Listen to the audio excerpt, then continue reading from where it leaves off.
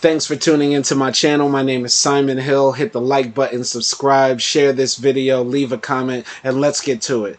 You read the title right.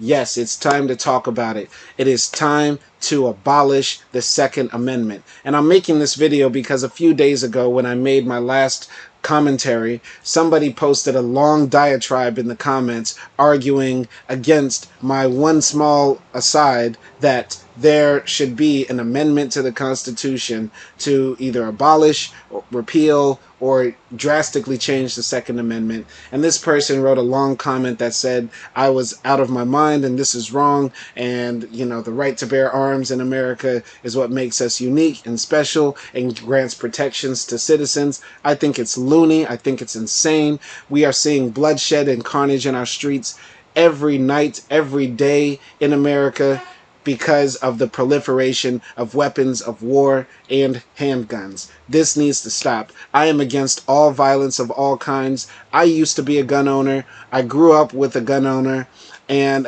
it's a big part of American culture, but it's a sick part of American culture, and we need to make it stop. We need to demand that the Second Amendment be changed, because how many times are we going to continue to see our children go to school and not come back? How many times are we going to have to fear being in church? How many times are we going to have to fear just walking down the street, walking to the grocery store, being in the mall? Let's first, before we get into the actual topic, let's first read about the Second Amendment, its history, then we'll get into the statistics and what's happening out on the streets. And I'll also give my commentary as we go. So, this is from Wikipedia. The Second Amendment to the United States Constitution protects the right to keep and bear arms. It was ratified on December 15, 1791, along with 9 other articles of the Bill of Rights. In District of Columbia v. Heller, 2008, the Supreme Court affirmed for the first time that the right belongs to individuals for self-defense in the home, while also including as dicta that the right is not unlimited and does not preclude the existence of certain long-standing prohibitions, such as those forbidding the possession of firearms by felons and the mentally ill, or restrictions on the carrying of dangerous and unusual weapons. I think an AR-15 is a dangerous and unusual weapon, along with an AK-47. And I would argue also, jokingly, that most Americans are mentally ill. We're kind of all unfit to carry these weapons, but I digress. Let's carry on. In McDonald v. City of Chicago, 2010, the Supreme Court ruled that state and local governments are limited to the same extent as the federal government from infringing upon this right. The Second Amendment was based partially on the right to keep and bear arms in English common law and was influenced by the English Bill of Rights of 1689. Sir William Blackstone described this right as an auxiliary right, supporting the natural rights of self-defense and resistance to oppression, and the civic duty to act in concert in defense of the state. I want to pause right here because this is one of the biggest arguments that people who are proponents of the Second Amendment will say.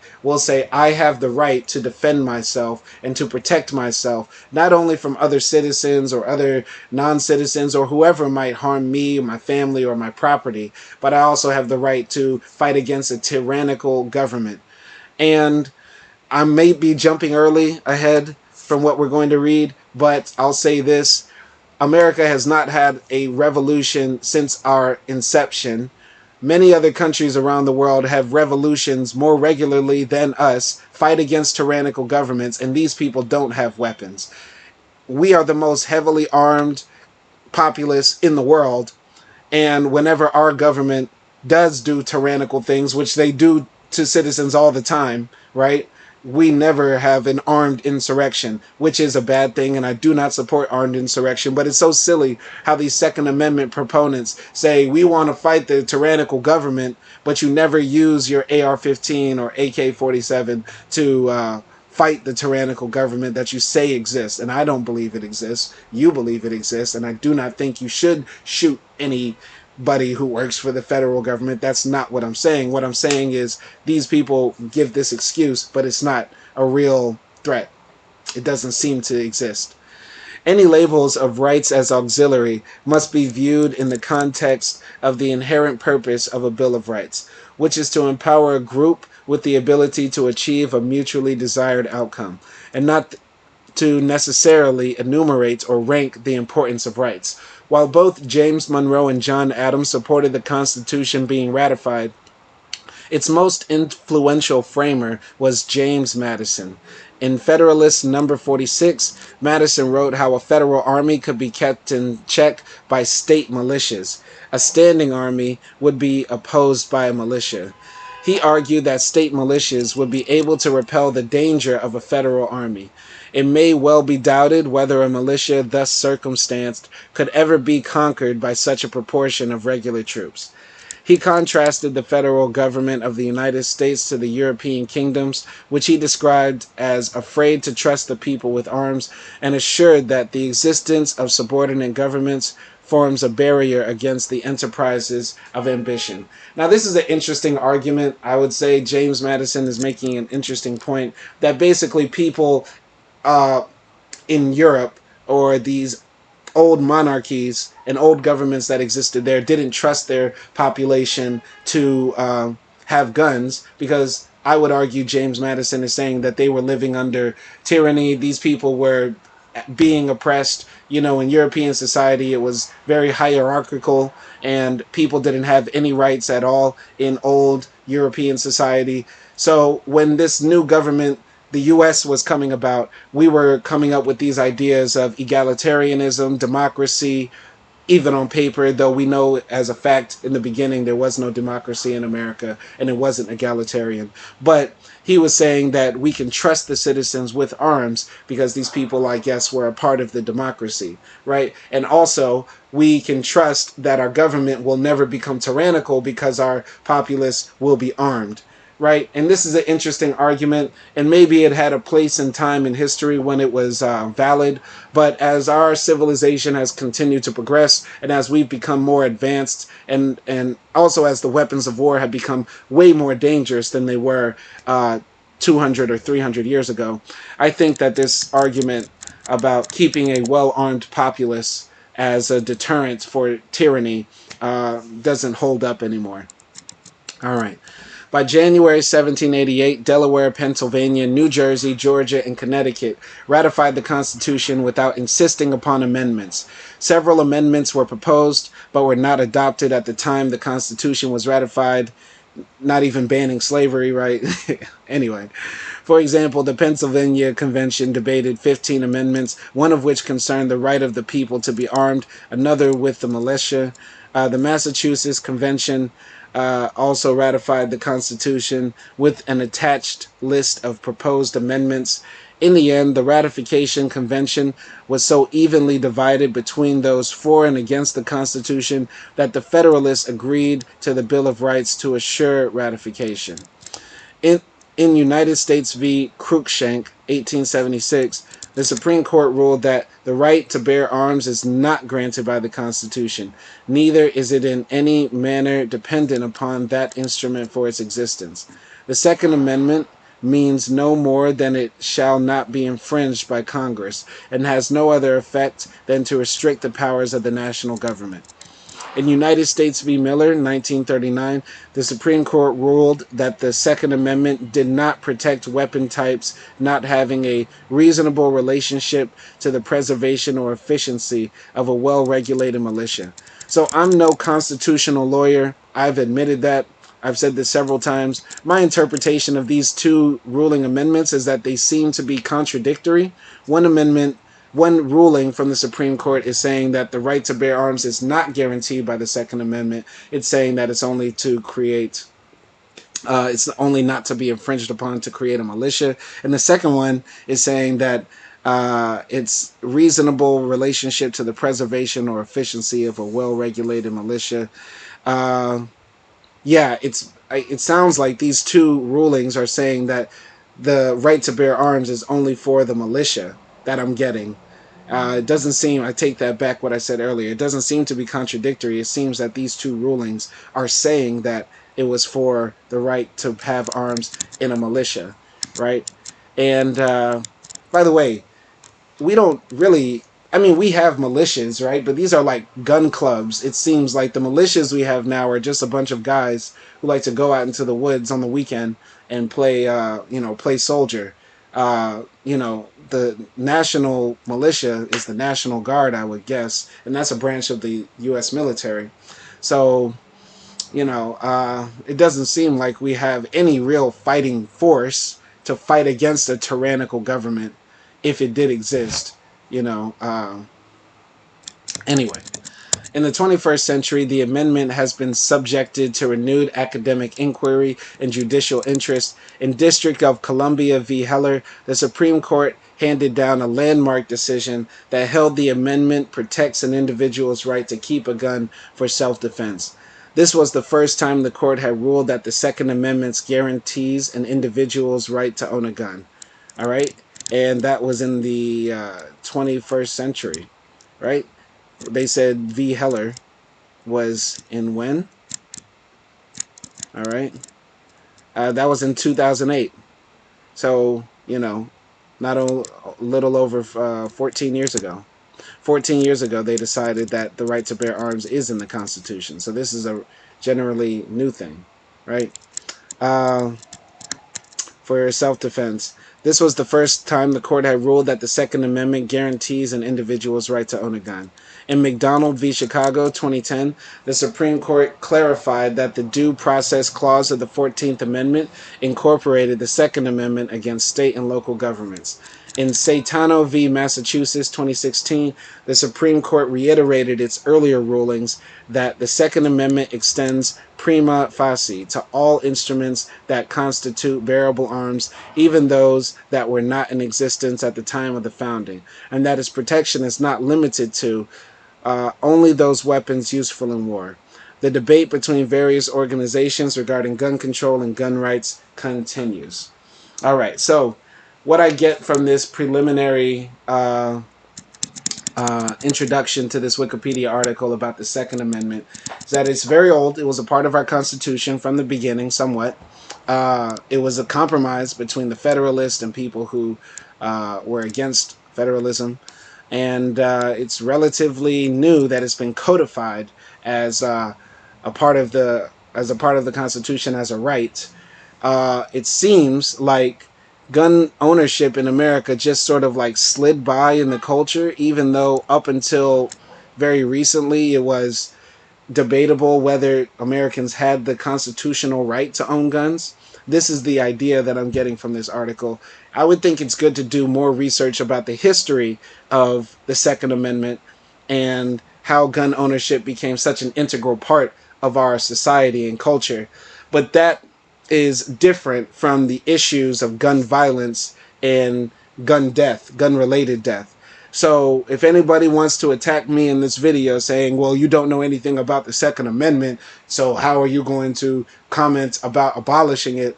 The point is, at the very basic level, that we have a real issue in our country regarding gun violence, right? I don't need to know a lot about the law to know that there is crime in the street, that there are people dying, that people are getting murdered, committing suicide, accidentally killing themselves every day, to know that there's a problem, right? As I'm a man of modest means, modest mind, and I have a voice. So I want to read this article from Voice of America, published on April 22nd, 2022, by Chris Simpkins, titled U.S. Gun Violence Surges. Washington, D.C. Police investigate the murder of 15-year-old Malachi Jackson, the youngest victim and the third teenager killed by gunfire in the nation's capital so far this year, April 11th, 2022. Rest in peace to his family and respect to his family. Washington, D.C. The nighttime silence of a Washington, D.C. neighborhood was shattered by the sounds of rapid gunfire earlier this month. When police arrived on the scene, they discovered the lifeless body of an African-American teenager who had been shot and was lying in the street. The April 11th killing of 15-year-old Malachi Jackson comes as many U.S. communities experience a wave of gun violence involving juveniles who are increasingly identified among the victims and the perpetrators. D.C. police say Jackson was the youngest victim and the third teen under age 18 to be killed by gunfire in the nation's capital so far this year. His death has impacted many in the city's Columbia Heights neighborhood where the young teen was killed. So once again, rest in peace to Malachi and his family, and rest in peace to all the young people who have died this year due to senseless gun violence. A lot of people hear about Black Death and say, well, this is a pathological problem with the black community. And it is not. It is not. Gun violence, as we'll see later, is affecting all demographics of people, right? It's killing all Americans. Bullets have no name. And secondly, this racist belief that black people are more violent, more prone to violence, and that sort of thing is part of the reason why gun culture is a problem, right? And a lot of the people who are proponents of gun violence are actively racist or bigoted, discriminate against black Americans. And I would say, even if I took your argument, even if I, had your racist worldview that black people are more violent, right? Wouldn't it make sense in a country where we make up 14 to 15% of the population, 40 million people, to just get rid of all the guns, right? If we're so bad, if we're so violent, if we're the ones that are causing all the crime, why don't you just get rid of the guns? I mean, Reagan did that when the Black Panthers stormed into the Capitol building in California. That's when they started changing the gun laws. Anybody who's going to jump in my comments or make this comment silently to themselves and say, well, black people are the problem, we don't have a gun problem. The same things are happening in white communities. It's just, unfortunately, in the media, they love to point out Black Death because it's easier to not sympathize with us, and to make the issue about other things. People are going to make the issue about race or about single motherhood or any of the other dog whistles they use to talk about black issues, and especially American issues, and instead of focus on the bigger picture, the proliferation of guns. Kids aren't fighting to solve their problems sometimes. Now these kids are shooting, and that's the big problem. I would rather these kids fight, and I'm against all violence. I do not support violence. I would rather these kids fight than shoot each other. Let's continue reading. My son was not supposed to be murdered, Jackson's mother said in a television interview with NBC4. It just makes me wonder, do people even value anything anymore? No arrests have been made, but detectives believe the homicide may be the result of a neighborhood feud involving other young people. It is very alarming, D.C. Police 3rd District Commander Han Kim said. It's very difficult for me to really express how concerning it is and how serious we take this. Officials in Washington have recorded more than 46 gun deaths this year, including the killings of two 16-year-olds in February and March. Gun violence here is out of control, said Mary Rogers, who lives in Columbia Heights. She believes Jackson's death was the third killing in the area involving a young person in the past 6 months. We need to get guns out of the hands of teenagers, Rogers told VOA. When juveniles get caught shooting someone and convicted in court, they should be severely punished. And here's where I would disagree with her. We don't need to throw the book at people who are carrying weapons, right? This is antithetical to our idea as a country, or the belief that as, the Second Amendment or the right to bear arms is a God-given right. It's the right of the citizen. I don't think that people should be severely punished for carrying weapons, right? Then this is me taking the view of somebody who is a proponent of the Second Amendment. And it's a given fact, I think in most states you can't be under 18 to purchase a weapon. I'm not familiar with the laws in general, but the biggest problem is the proliferation of guns in the streets in general. I mean, there are so many ways to get a gun in America. It doesn't matter if there's a law against teenagers getting guns, because you can go out into certain neighborhoods, certain places, or make a certain phone call and get a gun, no problem, right? The biggest problem, once again, is not the laws. It's the actual culture. It's the culture of gun ownership. It's the culture of this idea that Americanness is tied to the pistol. And this is the fault. That's the problem.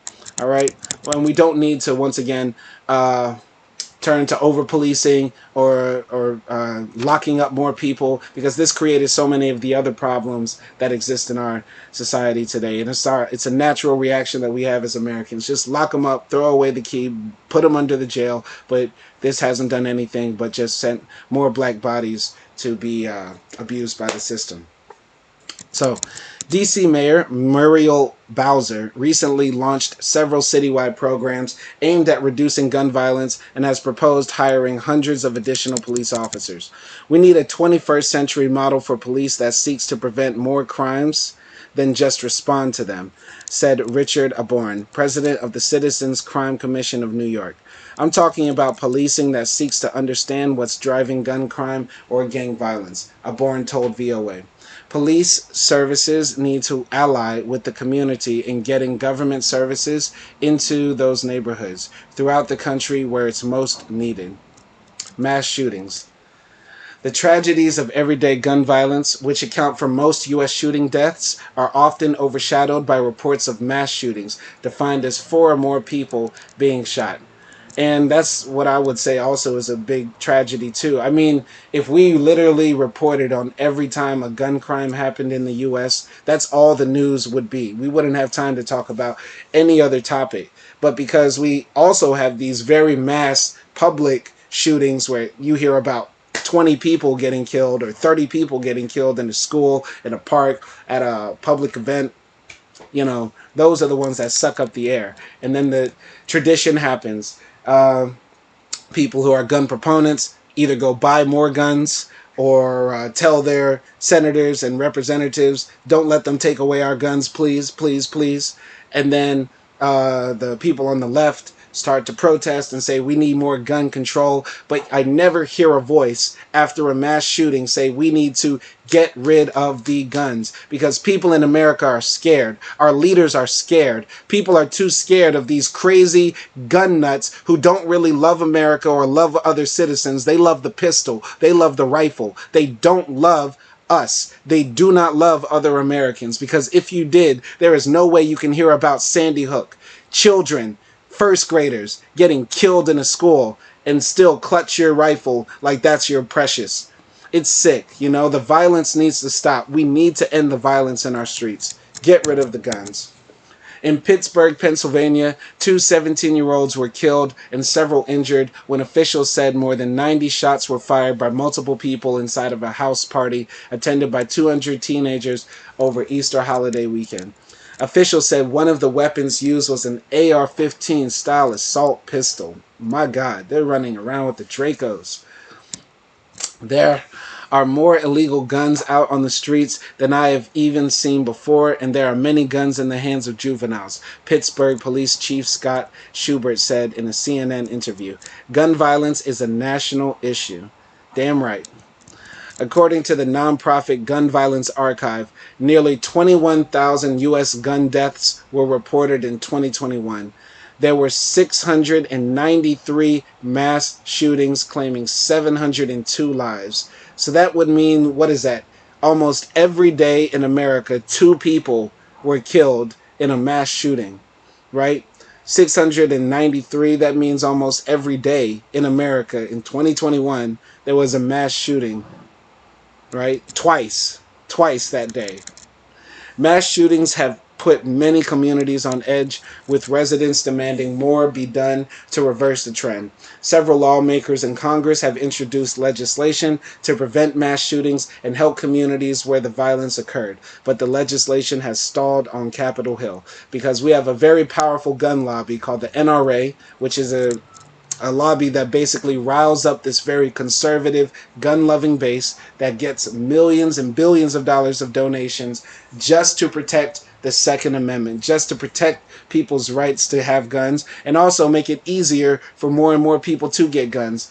You know, I think I saw on the news yesterday that after a mass shooting that happened in D.C., I think it was Florida or Georgia, one of these southern states, that basically said you can carry a gun without a concealed license permit. right? More and more states are getting rid of concealed license permits. So the exact opposite of what should be happening is happening. Instead of trying to make it harder to get guns, or making sure that people know you have a gun, or making sure people are trained to have guns, they're just saying you can have a gun, carry it with you if you want, without, documentation showing that you are able to carry this concealed way, in a concealed way. It's disturbing. Curbing gun violence. U.S. President Joe Biden has prioritized combating gun violence and continues to press lawmakers to pass new gun laws. The measures would require background checks for all weapons purchases, a ban on assault weapons and high-capacity magazines, and a repeal of gun manufacturers' protection from liability in shootings. Gun rights advocates have vowed to fight hard against all the proposals, maintaining the measures infringe on the constitutional rights of gun owners. President Biden has also proposed federal measures to restrict so-called ghost guns. These guns are weapons of choice for many criminals, Biden said during a White House event earlier this month. Ghost guns are sold in kits that consumers can assemble themselves. Law enforcement officials said these guns are popular because they lack serial numbers, making them difficult for police to trace when the weapons are used to commit a crime. The new government regulations will make it illegal for businesses to manufacture such kits without a serial number, and for a licensed gun dealer to sell them without a background check. The Justice Department says that in 2021, law enforcement agencies recovered about 20,000 suspected ghost guns during criminal investigations, 10 times as many as police found in 2016. Police and government officials in Washington support efforts to crack down on the distribution of ghost guns and other programs to reduce gun violence. The crime we are grappling with now is the result of generations of hurtful policies that were perpetuated by racism and inequality, then exacerbated by the insecurity caused by the pandemic and its after effects, D.C. Ward 1 Council Member Brian Naidoo said. In May, local leaders plan to launch a violence prevention program called Cure the Streets in the Columbia Heights neighborhood. It would utilize people entrenched in the community to help mediate disputes before they escalate into violence. The level of violence we have in this area is unacceptable to me, and I will not rest until it subsides, Naidoo said. So, before we get to this Guardian article, I want to talk about my history with guns. I grew up with guns. My dad had pistols. He also had a shotgun. I thought that owning a gun was a part of being an American for many, many years. It wasn't until I moved to Miami and I was living by myself that before I even bought a bed, I bought a gun. That's how much I thought it was associated with freedom, associated with independence, and that sort of thing. My first guns that I bought were 36 revolver, little short snub-nosed 36 revolver, and then I also bought an AK-47.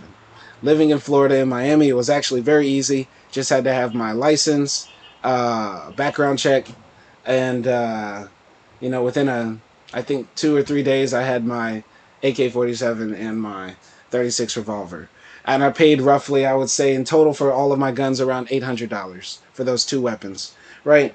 And I had them, never used them. Used to go to the shooting range sometimes, but I was never in danger of my life. Never had not the opportunity, but the desire to hurt anybody with them, and I never had the, I was never in danger where I needed to use it, Mostly, I would just show off the AK to my friends that would come to the house or whatever. Anyway, I had those guns, and life was good. I didn't need money or anything, but I sold them, and I'll tell you why I sold them.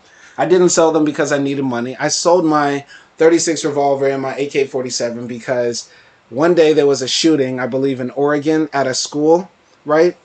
And I think around 14 people were killed in this university in Oregon or Washington. I forgot the date exactly.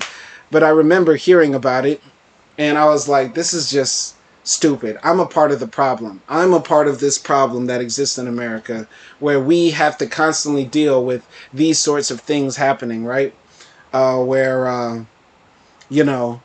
You could be at school, you could be at work, you could be at church, and then bam, it's all over, you know? Uh, so I put my AK online for sale. A few weeks later, some white guy wants to buy it, sell it to him for maybe 500 bucks or so.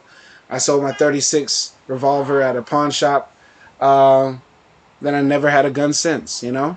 And yeah, that was you know, the time when I realized that we need to make a change to the Second Amendment, and it starts with me. So, you know, I've evolved over time. I'm not saying I've always thought this, and I understand why many people feel deeply about the Second Amendment, you know, because it's ingrained in us as Americans to cherish and love this idea of freedom, but it doesn't come at the end of a pistol, you know? Um, mm, mm. I also want to say something else I've noticed, and something that bothers me about gun violence is that I always feel like it could have been me. I could have been a victim of gun violence, because recently there was like this big shooting on South Beach, and I used to work at a hotel on South Beach. And when I watched the tape of the recording of where they were shooting, right there, they were shooting like right in front of the hotel I used to work at, the Marriott. And I was like, that could have been me. I could have been there that day. It could have been my time, and it could have been all over, you know? And you always have that feeling like your time could come. It could be you. Well, let's get to this article from The Guardian titled Guns and Lies. Gun violence becomes leading cause of death among U.S. youth. Data shows. A report reveals a 30% increase in firearm-related deaths between 2019 and 2020, including incidents of suicides and accidental shootings. This is by Abinay Clayton in Los Angeles, published on Saturday, April 23rd, 2022. So gun violence overtook car accidents as the leading cause of death among children and adolescents in the U.S. in 2020, according to a report from the University of Michigan. That's sad. More children die from guns in the U.S. than from car accidents or anything else.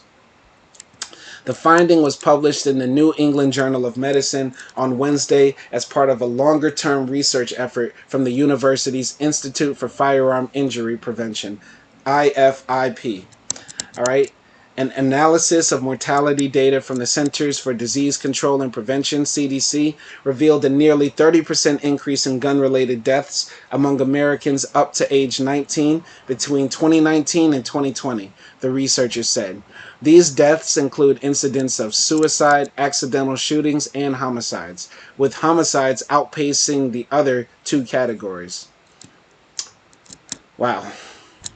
The number of deaths from car accidents and gun homicides among infants, children, and young adults has been growing closer since 2016. Drug overdoses and poisoning increased by more than 80% between 2019 and 2020, the researchers found, to become the third leading cause of death among the demographic. We knew gun violence had increased, but I was surprised by the level of increase for just 1 year, said Dr. Jason Goldstick, a researcher with IFIP, an associate professor of emergency medicine at the University of Michigan. I can't remember ever seeing that before. I want to say something. I think it's not a surprise that we saw a rise in gun violence a bit during this time, 2020 and 2021. This is obviously when the pandemic was happening. Many people were stuck at home. Many people lost their jobs. We had no real safety net. The government only sent out, 2 stimulus checks to everybody. And people were hurting. And I think violent crime or crimes of desperation, which I think a lot of violent crimes are, they're crimes of desperation. You know, when you have no food or you have no prospects, you're willing to do almost anything to at least be fed. So I think what was happening is that many people are doing dumb stuff, hurting each other, killing each other over money, because we have a lot of poor people in America who are just fighting to stay alive, you know? I think there's probably a correlation between what was happening those past 2 years, 2020 to 2022, and the pandemic. But this is just a theory.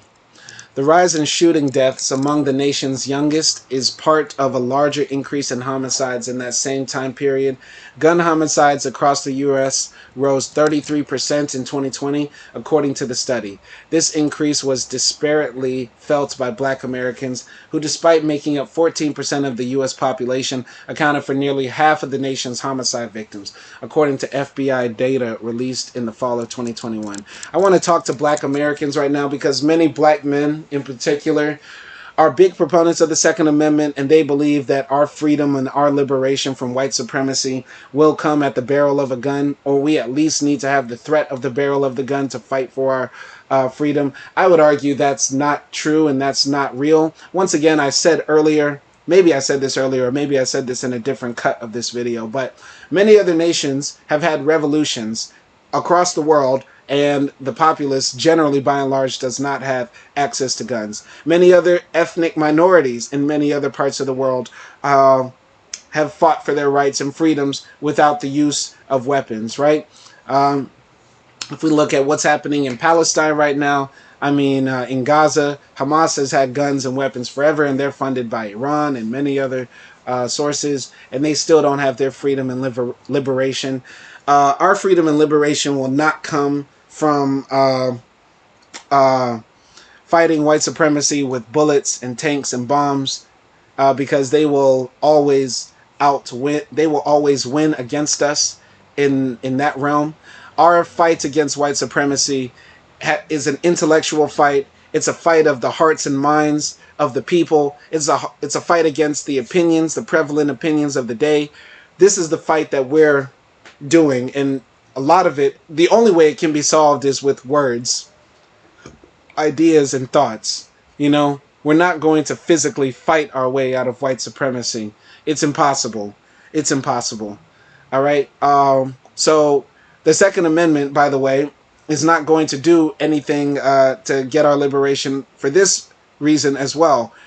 If they want to, they can take your guns and they can use your guns as a way to say that you are violent or that you are planning insurrections and that sort of thing. You know, I don't see any benefit for that, because literally, let's just be real. I'm going to be 100% real. If the white boys show up in the police car and you guys are playing Black Panther with AK-47s and AR-15s talking about power to the people, and the white boys knock on the door, excuse me, Negroes, you're all under arrest. None of y'all are going to bust a shot. None of y'all are going to fight back. So let's keep it a buck. Let's keep it 1,000.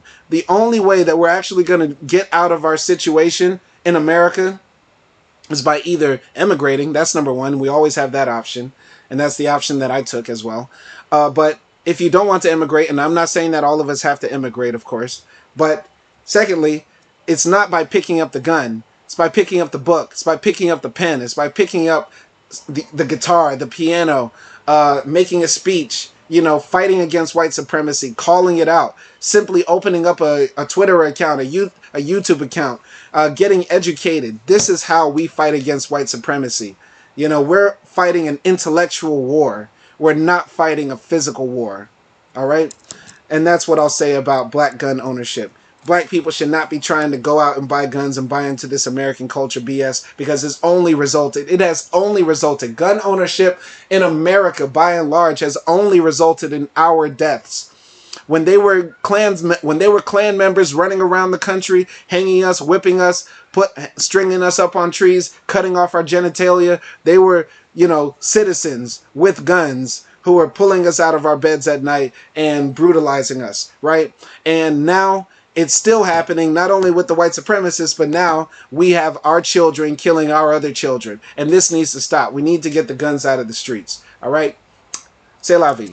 So, although 2020 marked the first year that more children and teens were killed by guns than in car accidents, gun violence has been the #1 cause of death among black teenage boys over 15 for at least a decade, according to CDC data. That's sad. Very sad. So many lives lost. And these teens weren't dying in high-profile mass shootings on school campuses or malls. Rather, many of them lost their lives in homes where guns were present and unsecured, and in neighborhoods they grew up in. All right, this picture here is Latanya and Andre Robertson Sr. hold a cutout photo of their late son, Andre Robertson Jr., who was killed by gunfire in November 2020. How sad. Rest in peace to their son. Rest in peace, Andre.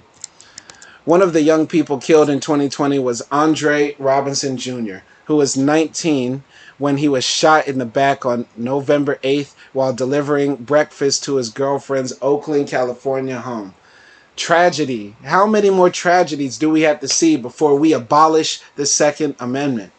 Another was Aaron Pryor, a football player who was shot and killed in the same city on September 27th, less than a month after his 16th birthday. Sad. California teens told The Guardian in December 2021 the rise in shootings had rocked their communities. They expressed paranoia, sadness, and hopelessness over the loss of their peers to gun violence, both as victims and as those caught up in the cycle of shootings. We have to see that violence every day. We can't go outside and have fun without knowing that somebody just died out there. I just wonder, damn, who's next? Said Samantha Walton, a 17-year-old from San Francisco. Nothing should be so serious to where everybody is just killing each other. We've got like little kids, sisters, and brothers out here that don't even make it to 18. How many more lives have to be lost? Because Americans, when I say abolish the Second Amendment, get rid of the guns, ban all the guns, some Americans would shoot me for saying this. Some Americans would kill me for saying this. But you have no remorse or no care about the countless lives that are lost every year to senseless gun violence. And we don't have to look far. This does not happen in Canada. This does not happen in Europe. This does not happen in most developed, rich nations anywhere across the world. This level of gun violence is insane and it's sick. And we need to look at ourselves. These numbers are horrible, especially because these are such preventable deaths. But until very recently, research has been chronically underfunded, said Goldstick, the University of Michigan researcher. Our ultimate message is that a public health approach to violence prevention can work, but only if you fill in the evidence base, and to do that, you need funding. All right. So, I think that's the end of the Guardian article, and I'll end with this. So, thank you for watching my channel. Thank you for tuning in. Please, we need a change in our culture in America. All Americans, black and white, and all other ethnicities and races in our country, I guess. We need to come together and say, this is enough. You know, a few days ago, I went to the U.S. Embassy here in Istanbul to get a document to say that I want to get married to my girlfriend, right? And I saw the line of young Turkish people, particularly very young Turkish people. I think it was a group of students going to the embassy, all happy and giddy, and leaving with smiles on their faces, going to the States. And I couldn't help but think that these people are jumping out of the frying pan into the fire. I know Turkey is not the best place in the world to live. And actually here in Turkey, you can buy a gun as well. They have gun shops here. But I think it's very strict on how you get guns. And the murder rate here is much, much lower than in the U.S., even though this is a very large country. It's a very populous country. We need to change the culture in our country. It is not a black issue. It's not a white issue. If you're going to bring that into the conversation, you're a racist. So your opinion isn't valid. I have all the respect for the families of the people who I mentioned who died. My prayers and condolences go with you. And let's just fight to make a better world, a better country for us and our children. Peace. Peace in the sincerest way possible.